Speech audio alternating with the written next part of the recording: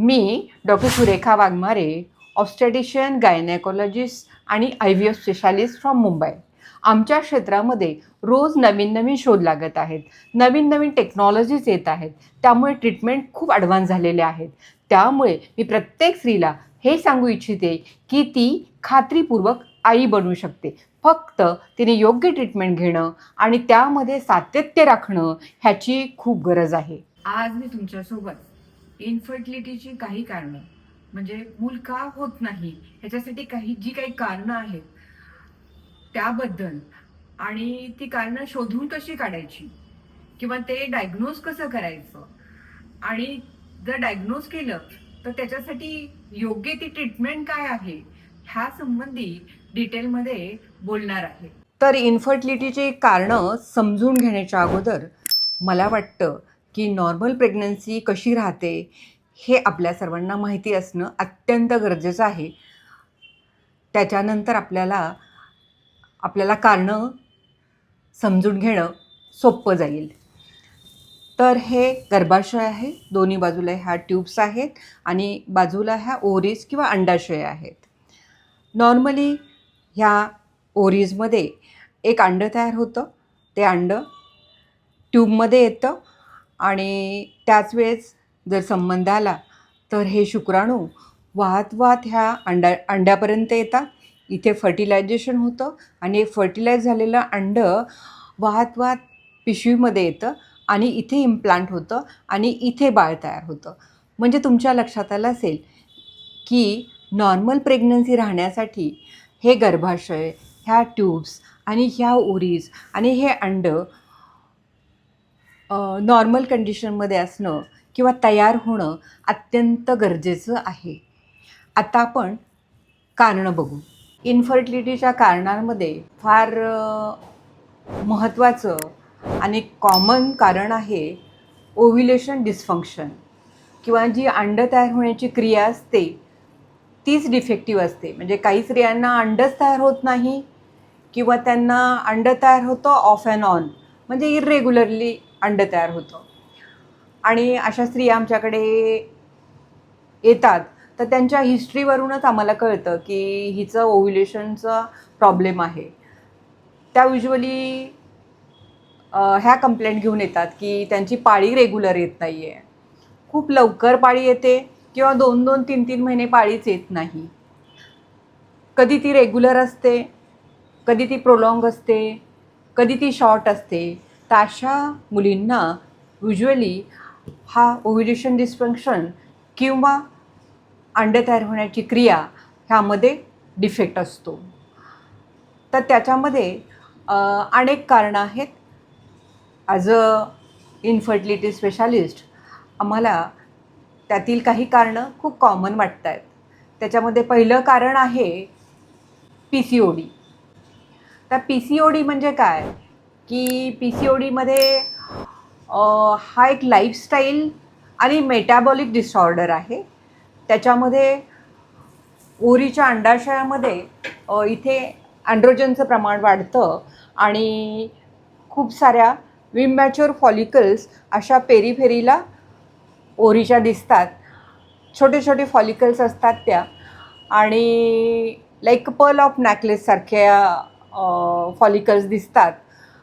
आणि त्यातलं एकही फॉलिकल मॅच्युअर होत नाही, रप्चर होत नाही, अंडं तयार होत नाही. त्यामुळे प्रेग्नन्सी राहत नाही आणि पिरियड्स पण इरेग्युलर येतात किंवा प्रोलॉंग होतात. तर अशा PCODच्या पेशंट आम्हाला खूप कॉमन आता दिसायला लागलेल्या आहेत. आणि मेजर इन्फर्टिलिटीच्या कारणामधलं हे एक कारण आहे PCOD. आणि हे डायग्नोज कसं करायचं, तर युज्युअली त्यांच्या हिस्ट्रीवरूनच आम्हाला कळतं, किंवा पेशंट आम्ही एक्झामिन केली तर आम्हाला कळतं की तिला ॲक्ने आहेत, नंतर हर्स्युटिझम आहे, किंवा पुरुषी हेअर ग्रोथ आहे, आणि ओबेसिटी आहे, पिरियड्स इरेग्युलर आहेत. आणि अशा मुलींना डायग्नोज करताना आम्ही सोनोग्राफीवरूनही कळतं आम्हाला, आणि काही ब्लड टेस्ट केल्या तरी आम्हाला PCOD डायग्नोज करता येतो. आता PCOD जर अशा मुलींमध्ये असेल की ज्यांचं लग्न झालेलं नाही, तर अशा मुलींचं PCOD मॅनेज करण्यासाठी ही वेगळी मेडिसिन्स असतात, टोटली वेगळी मेडिसिन्स असतात. आणि एखादी मुलगी लग्न झालेली आहे आणि इन्फर्टिलिटीसाठी आली तर तिच्यासाठी असलेली मेडिसिन्स आणि मॅनेजमेंट हे टोटली वेगळं असतं. आज आपण इन्फर्टिलिटीबद्दल बोलतो आहे, म्हणजे लग्न झालेली मुलगी PCODची इन्फर्टिलिटी जर माझ्याकडे आली तर मी कसं मॅनेज करेन?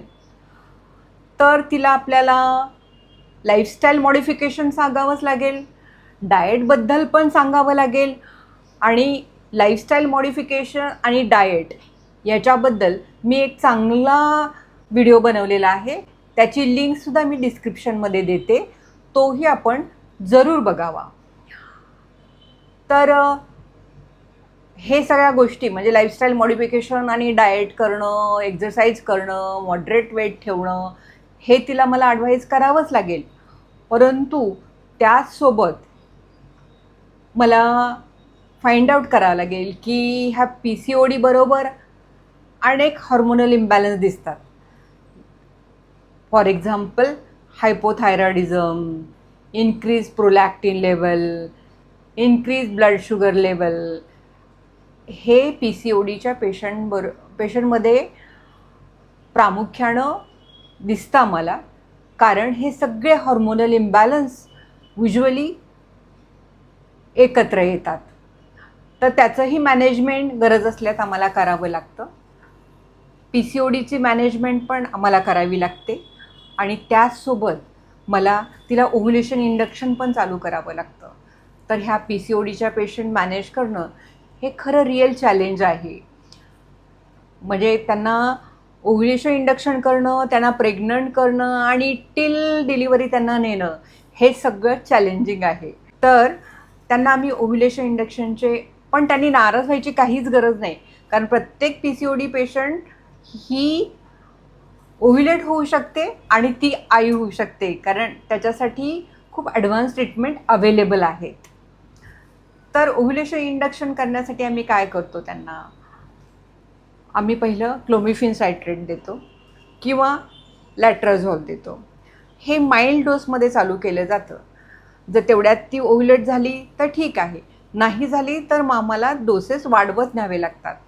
किंवा काही इंजेक्शन्स पण आहेत, लाईक FSH, HMG आणि LH, हे सगळे इंजेक्शन्स पण अवेलेबल आहेत अंड तयार करण्यासाठी. आणि आपल्याला PCOD कमी करण्यासाठी सुद्धा वेगवेगळे मॉलिक्युल्स अवेलेबल आहेत. तर आपण योग्य प्रकारे जर ट्रीटमेंट घेतली तर ह्या PCODच्या पेशंटसुद्धा ओव्ह्युलेट होऊ शकतात आणि त्या पण आई होऊ शकतात, ह्याची मला गॅरंटी आहे. आत्ता ओव्ह्युलेशन डिस्फंक्शनचं आपण बोलतो आहे, तर मला एक माझी पेशंट आठवली, ती मी तुम्हाला सांगते. साधारण 15-16 वर्षापूर्वीची गोष्ट असेल. एक पेशंट माझ्याकडे आली, म्हणजे एका माझ्याच पेशंटनी तिची बहीण माझ्याकडे घेऊन आली आणि तिला पिरियडच येत नव्हते. म्हणजे यायचे तर कधी 1 वर्षानं, 1.5 वर्षानं असे पिरियड येत होते.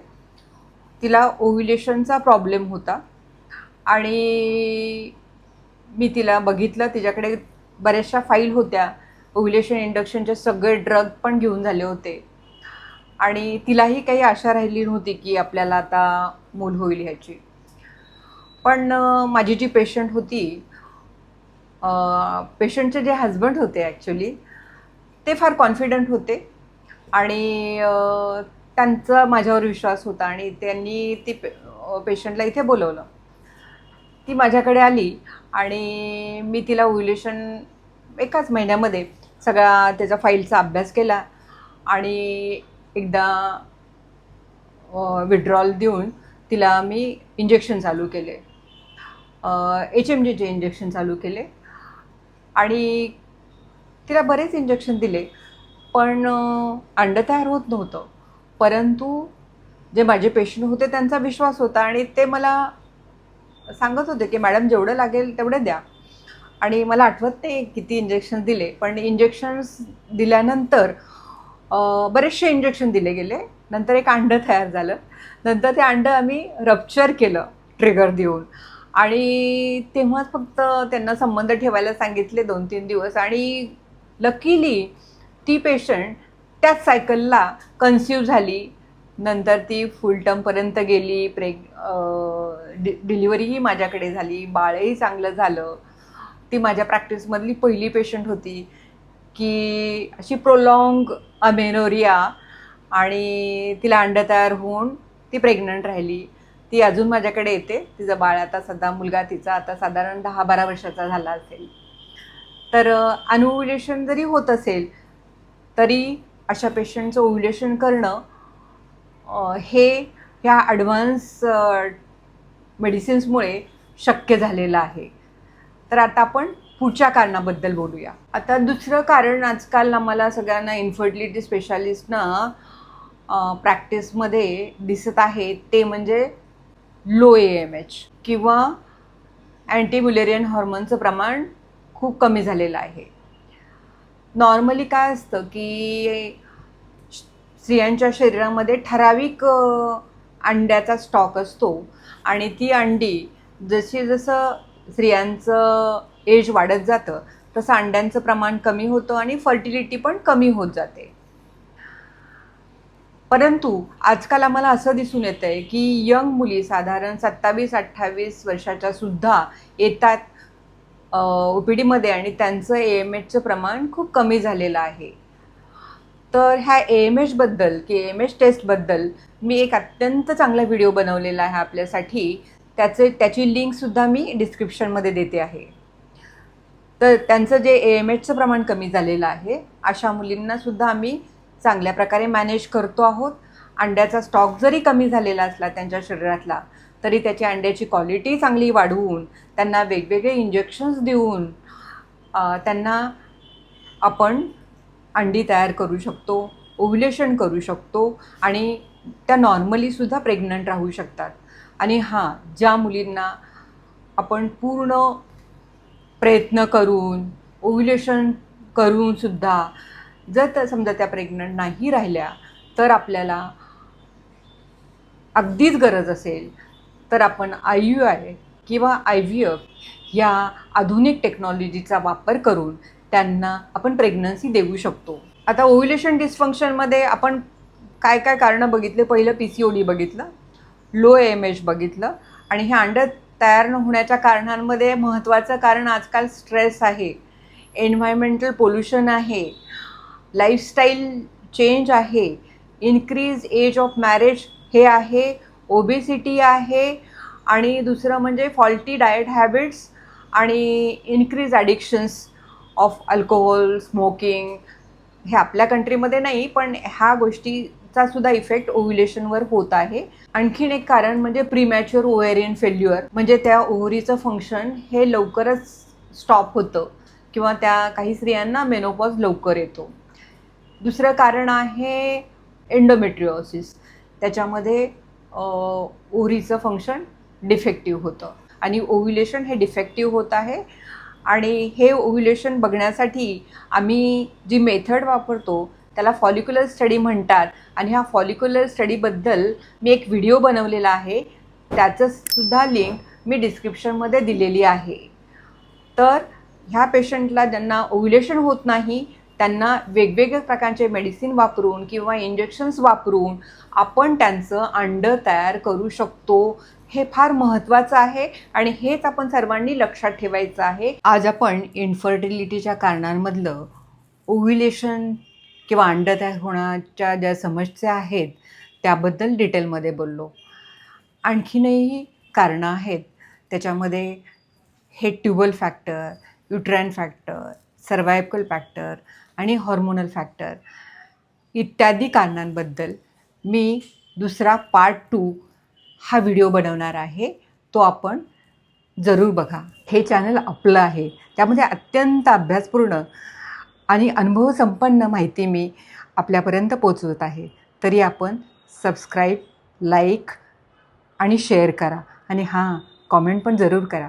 We create life, we give healthy intelligent childrens to the families to make all families happy families. हे आमचं ब्रीदवाक्य आहे.